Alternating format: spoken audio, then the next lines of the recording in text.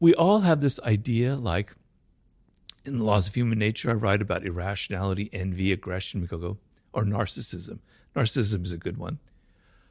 Oh, they're a narcissist. I'm not a narcissist. I'm not self-absorbed, but they are. Yeah. I don't have any of those traits. Well, damn it. Every single human being has self-absorption traits. We can't help it. We naturally think of ourselves first. Yes, there are people who are much deeper narcissists in life, no doubt, and there are toxic narcissists, but we all have a touch of it. I want you to be a little more humble in this world and not be so arrogant and not think that you are somehow exempt from having a dark side, that somehow you were born with a halo over your head, that you were born different, you don't have human nature, that you're a saintly person, you're much better. Get rid of your moral superiority, because I find that deeply offensive. We are all cut from the same cloth. We all have the same flaws. And when you look at yourself, and when I wrote the Laws of Human Nature, I'm going, damn it, Robert, you have a dark side. You're a narcissist. I had to come to terms with my irrationality, my grandiosity, my aggressive instincts. But it's the only way to change yourself is to be aware that you have these issues. I have the narcissistic tendencies. Now I see it. All right. Now when they pop up, I can control it better. I can say, damn, Robert, you're being too self-absorbed. Think more about the other person. But if you go around in life thinking, I don't have any of these problems, I'm not a narcissist, you're never going to have the awareness to stop the fact that you are actually one. Being a narcissist, is that objectively a good or a bad thing? Because when you was, obviously I know people at home go, it's a bad thing, it's a narcissist cause a lot of harm, and that's very true. But in the context of the human animal and why the human animal develops certain attributes and qualities to maybe further its survival or its ability to stay within the social pact, is it just a consequence of being a human to have these like shadow traits and to be coercive and manipulative? Is it good or is it bad? Or is it neither? It's neither. Because it just is, right? So with narcissism, for instance, there's a reason why we're narcissists. So I explain in the book, it's not my own theory, it comes from some great psychologists like Kohut, the origins of narcissism, right? So when your parents have to kind of not abandon you, but have to not give you as much attention as you used to have, and you're 3 years old or 4 years old, you don't remember it, but it was very painful. Like, oh, they don't love me as much. What's wrong with me, right? I have to get that love and attention, not just naturally. I have to do things to earn it, et cetera, et cetera. And what happens with a lot of people in that situation when you're a child is, I have to develop I have to be my own mother or father. I have to find a way of loving myself. When something bad happens, I have to retreat inward and go, I'm really not so bad at all. I'm actually a decent person. I like my own tastes. I like the clothes that I wear, et cetera, et cetera. You're developing the shreds of self-esteem, right? And people who never develop that because they were abused or they were abandoned or even if they were suffocated, never develop that self-esteem. And so what happens in life is if you don't develop that and you get older and people attack you and yell at you or criticize you, you can't retreat inward to that self-esteem, that love you have. The only thing you know is to get angry, they call it narcissistic rage, and to yell at people and say, God, get away from me, you're evil, et cetera, et cetera, et cetera, right? And then the other problems evolve where the only way I don't have that inner self-esteem, the only way I can get people to love me is by being incredibly dramatic and overly dramatic, et cetera, et cetera, et cetera, and always making myself the center of attention. That's what creates a deep narcissist. That's their only way of getting the love that they need. So children, we all need that degree of self-esteem, that anchor in our life. So narcissism, self-love, is not a bad thing. But what happens is as you get older, if you go too deep into it, it becomes a problem. And so what I say is you need to take that self-love and that has a good function and turn it outward as much you can and turn it into empathy and love and consideration for other people. More, that's your task as you get older in life. That's how I approach all of these flaws. You can't run away from them. You can't run away from your shadow, your dark side. You can make it work for you. You can make it positive and productive and healthy. You can become a healthy narcissist, which is a name that I use in the book. You can use your dark side for positive purposes. Let's say you have a lot of anger inside, and I had a lot of anger when I was younger. I was a very angry young man, right? Channel that into some kind of cause. And I have a lot of causes that I believe in very deeply. And when I was younger, I was like that. Channel that energy into something productive and helpful, and put it into something that goes to something that helps society. That's using your dark side for positive purposes. Because the dark side of human nature has a lot of creativity, has a lot of energy. An artist has to have a dark side. You use your dark side because all those dark emotions, all the people that shat on you in your life, they inspire you. They create your best work. Don't run away from your shadow. Don't run away from your narcissism. Use it in a healthy way. And acknowledge it. I think that's the hardest thing for people to do, right? Yeah.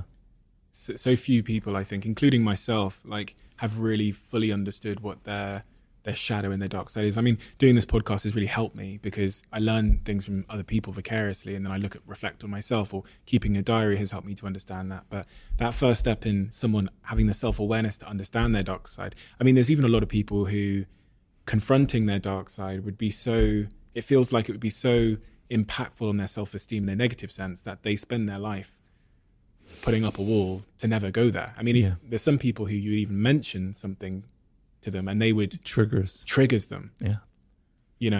We can all think of those people. The really interesting thing there is the role that your early years play on your relationship with power.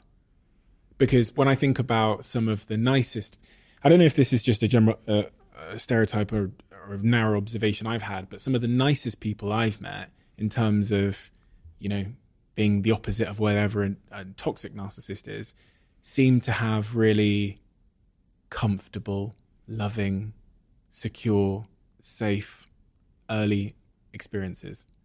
And then is that broadly true in your view?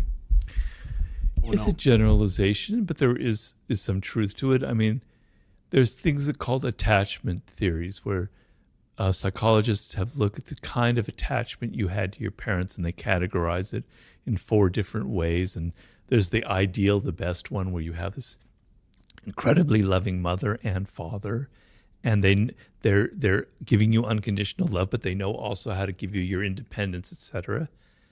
It's not terribly common. I don't know what the percentage would be.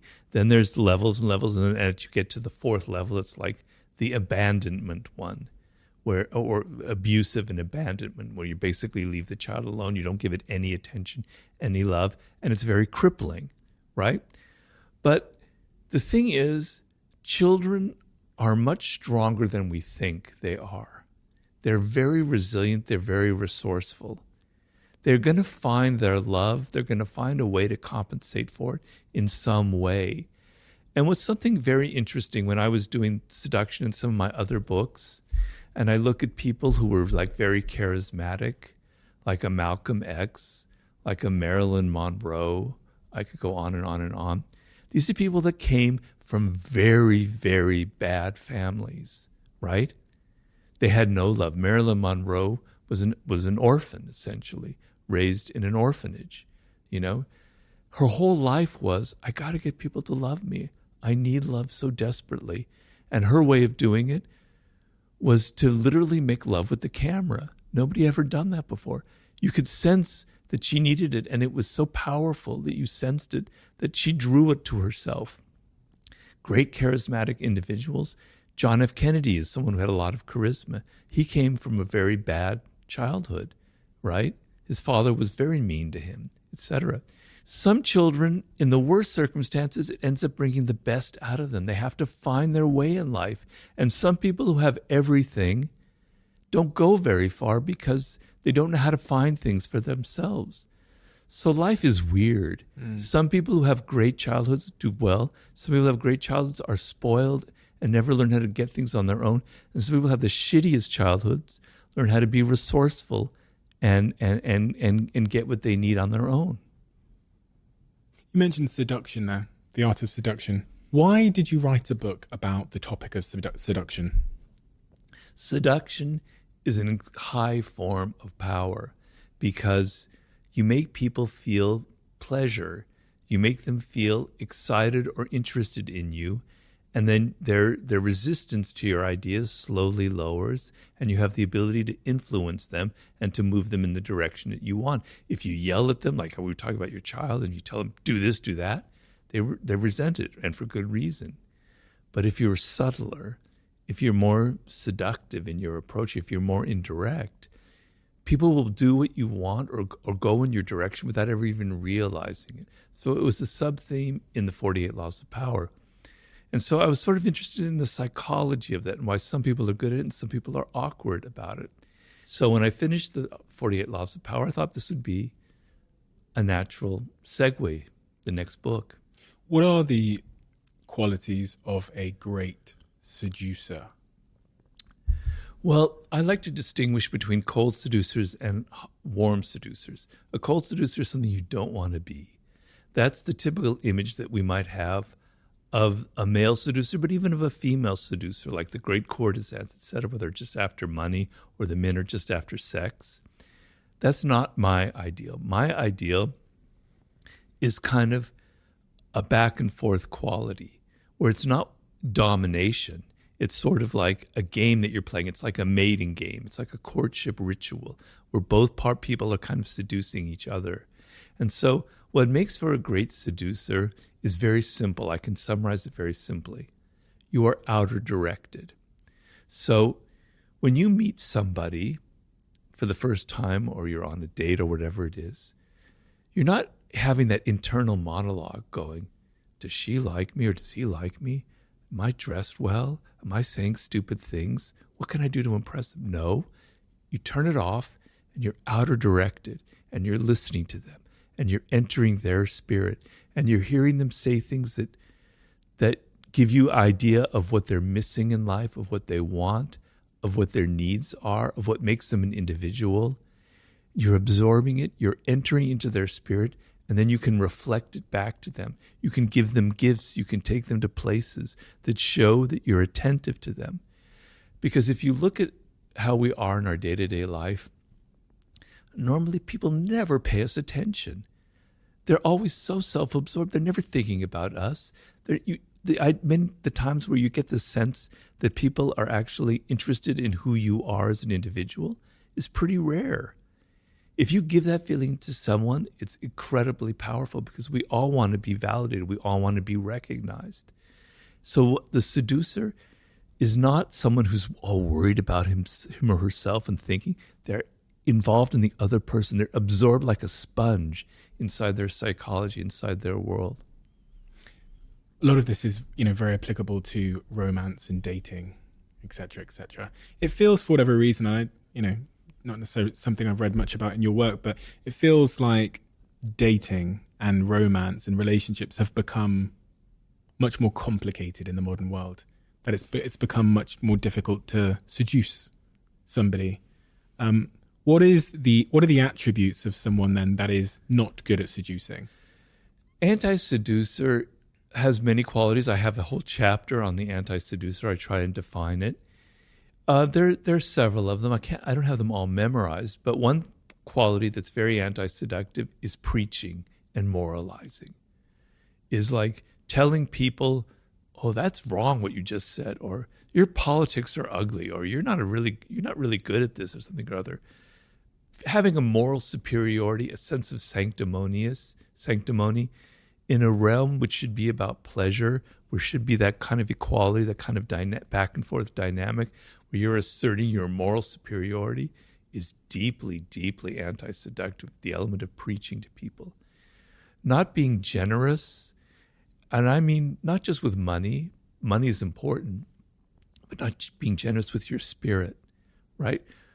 You want to be open, you want to give as much as you can to the other person of yourself, of your time, of your money, of your energy, etc.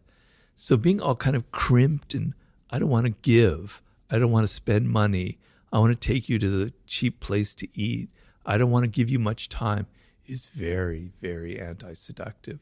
When you were talking a second ago about the person who goes on the date and they're thinking about themselves and what they, what their hair looks like or whatever else, that spoke to an insecure person. Is insecurity a seductive quality or is it a anti-seductive quality? It is anti-seductive. Now, there is a part of weakness that is seductive. So I would say vulnerability is seductive, but insecurity is anti-seductive. And there's a big difference. Why does vulnerability draw people to you? Because the sense, so if I can define seduction in simple terms, most of the time we are closed to the influence of other people, particularly now. We have these walls up because life is harsh. People are coming at us with their advertisements, with their pleas, with their wanting money, with this, that, and the other. And we've all learned to be very defensive, right? And seduction is an openness, is the opposite of that. And you felt it when you were a child towards your parents. You felt very vulnerable and open. And there was an element of your parents and how they treated you that was very much like a seduction, right? So seduction is about being open to the other person to the extent where you can even fall in love. You can fall under their spell. And the sense of letting go of your ego, letting go of your defensiveness, and letting another person enter your world is being seduced. It requires vulnerability. If you meet, the typical scenario is of a man who's not vulnerable at all. He's so powerful and in control and everything, has no vulnerabilities. It's frightening, for a woman. It could be very frightening. Like this, he's so strong, he's so invulnerable that there's something wrong about it. Maybe he's a serial killer. Maybe he's got skeletons in his closet. Something isn't right about that. What seduces you about a puppy, about a child, about an animal, is their vulnerability. It makes you want to hug them. It makes you want to help them, right? The sense which if you came upon a tiger that's there and they don't need that, well, that's not seductive. I mean, on your screen it is, but if they're there in your living room, that's not seductive. But that puppy is, right? Vulnerability, the sense that somebody needs protection or help, brings out qualities in us that we don't normally have that I think allow for seduction. So that is being vulnerable. That is, I can be influenced by that other person. I am open to their spirit, right? That's being vulnerable. The word vulnerable, I hate to sound like a professor here, so excuse me, in seduction, comes from the root of it means a wound, vulnus. So you have a wound inside of you and you need healing. And the other person naturally wants to help you, right? But being insecure is means I'm so self-absorbed, I'm so worried about myself that I can't get out of it. And we've all had that experience. When you meet somebody and you can sense, you can smell their insecurity in them. I'm not judging them because we all have insecurities. It makes you feel insecure. It makes you feel a little bit awkward. Whereas if you meet someone who's not like that, who's confident, etc., it brings out that quality in you. So if you're on a date and there's someone you smell that kind of insecurity, it makes you awkward and insecure. It creates a kind of a problem. So that would be the difference between the two. There's going to be a lot of people listening to this that are single and ready to mingle. What advice would you give them in terms of being great at dating? You've talked about the importance of vulnerability there and how that kind of forms connection between humans in a very innate way. What else is great dating advice for the single people out there? Well, the thing is, okay, there's several things. So first of all, we live in a culture where people think you shouldn't have to put effort into something like love and romance. You should just be who you are, man. I don't have to put on a role. I don't have to play a game. That's manipulative, blah, blah, blah, blah. No, I'm sorry. Love and romance is something that is almost biological. If you look at animals and mating rituals, they're incredibly elaborate. Seduction is a mating ritual. And so The worst thing you can feel is that this person isn't putting any effort into something. Let's just say it's from the woman's point of view. This man, he just shows up wearing jeans and his usual sloppy outfit. He doesn't comb his hair, et cetera, et cetera, et cetera. He takes me to the pub for dinner on our first date.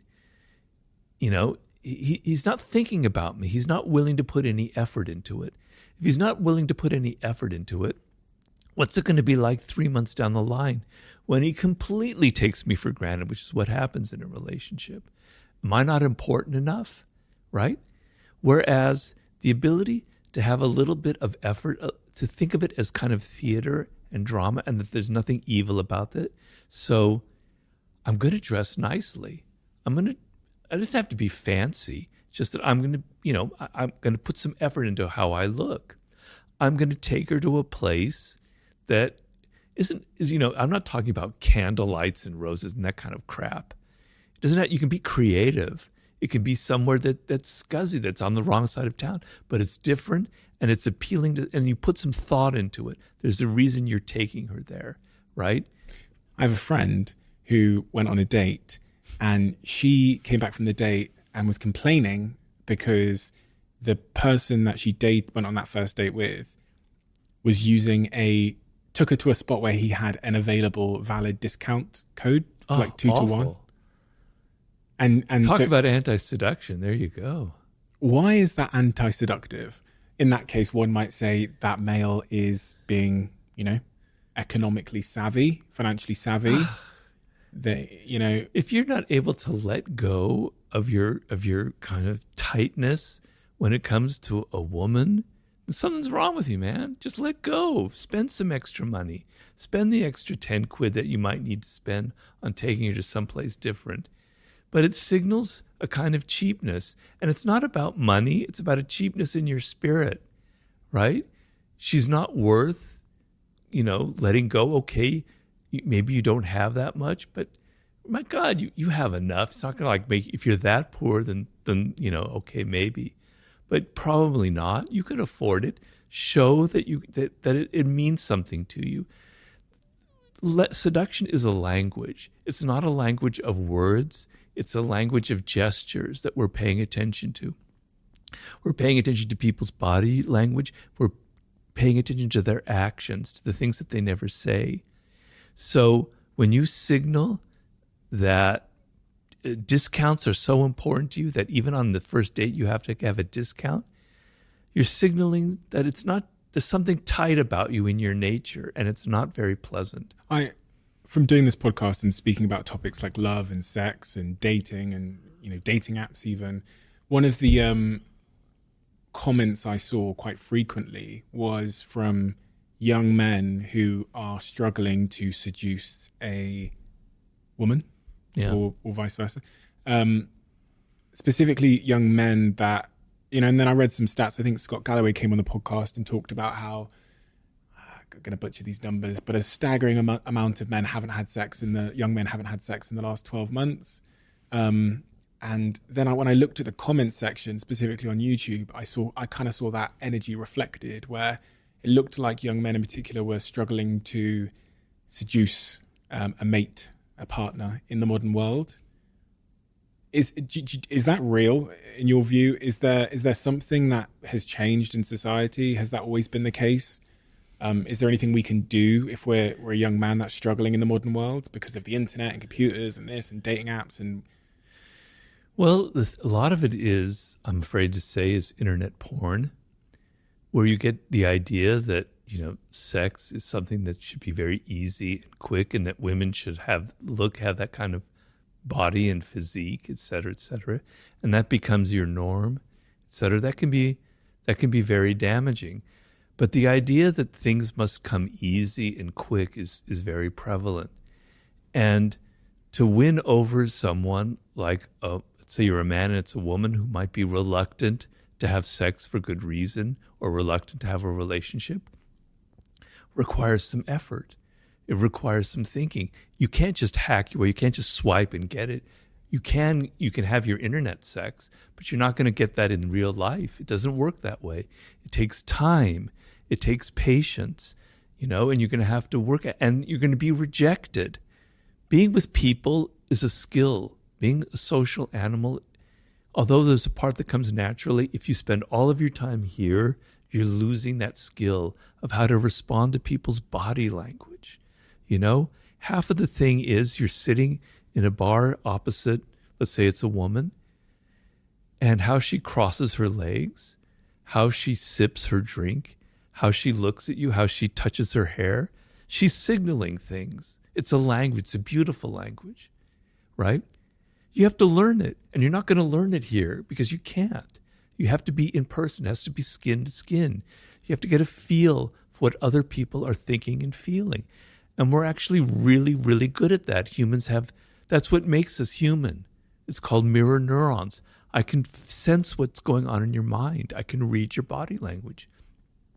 You have to get out in the world, and you have to put yourself physically out there and try and have rejection. And I know it sounds awful, but it is a skill in a way where you're learning how to understand and deal with people and understand who they are and get inside their spirit. It takes time and effort and patience.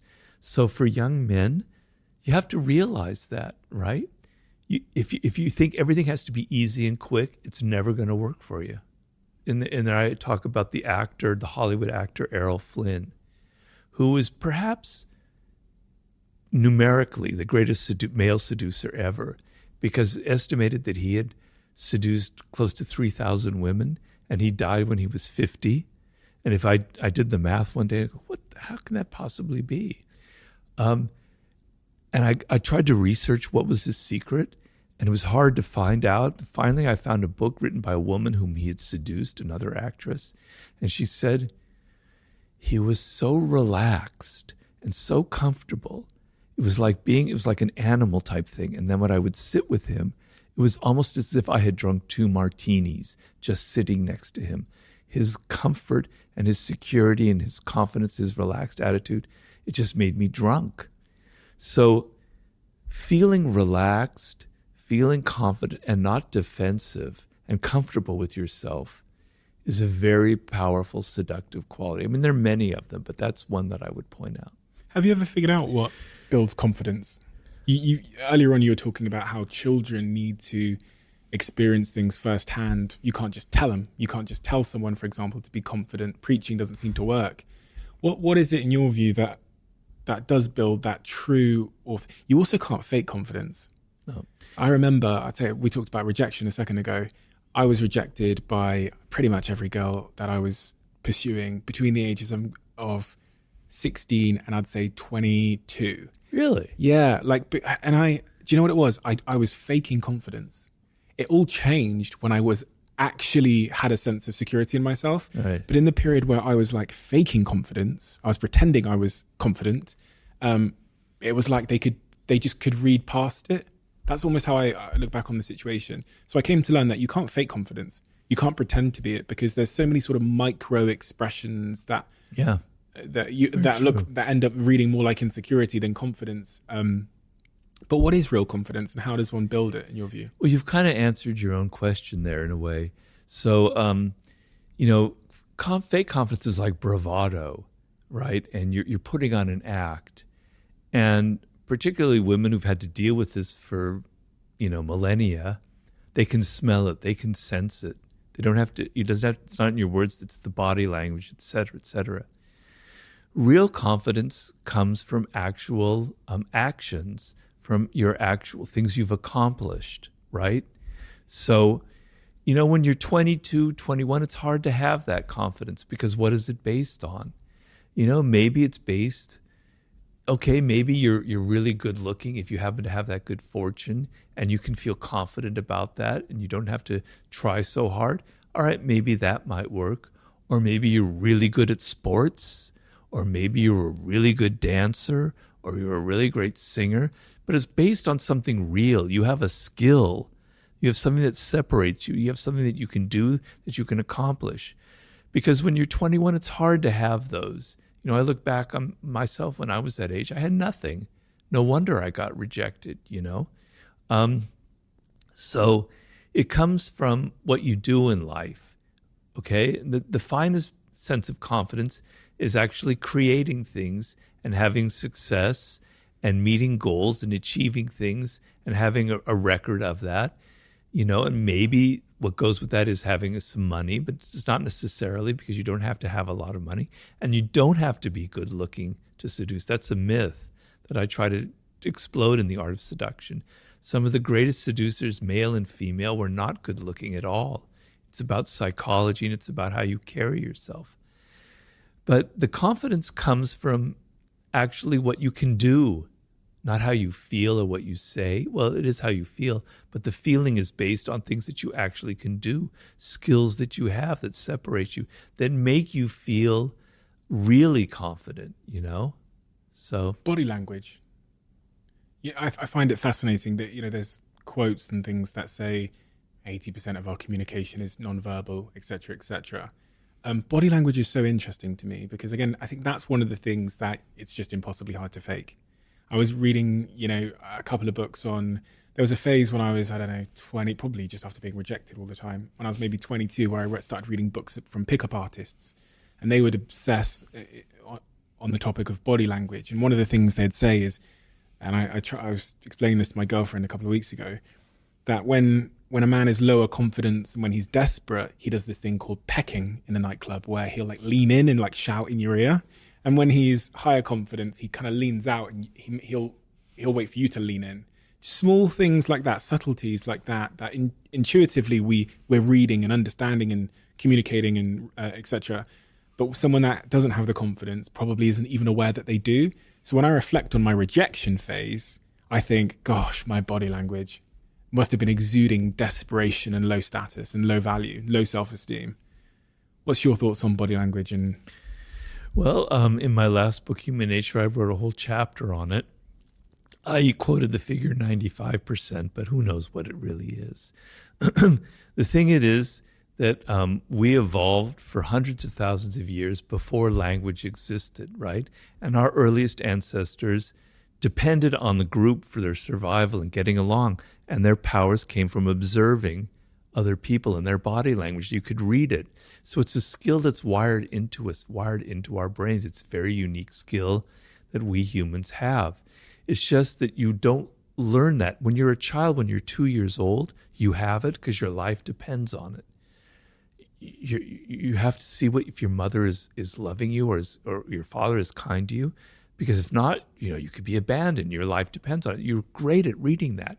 And children are incredibly adept at picking up body language. So if someone is fake, if someone's an imposter, they hate being around children because children see through you, like radar, right? Because they're so attuned to it.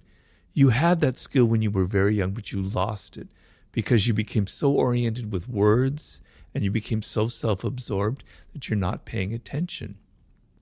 But it's extremely important, right? So the whole body is involved in it.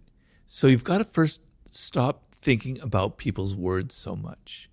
Because the one thing about words, unfortunately, is people can lie. They can say whatever they want. They could say, I love your screenplay. That was fantastic. You were great in that movie. I thought you were great, et cetera, et cetera. They can say anything to please, to flatter, to cajole you. But body language, man, it doesn't lie, right? So I talk in that book about the eyes and the fake smile. The fake smile is something you see every single day, but you're not paying attention. It's like, it's kind of tight, right? It's like, yeah, right? But a real smile, the whole face gets animated, and there's a little crinkly thing here as your face as it lights up, and your eyes light up. It's hard to even put into words.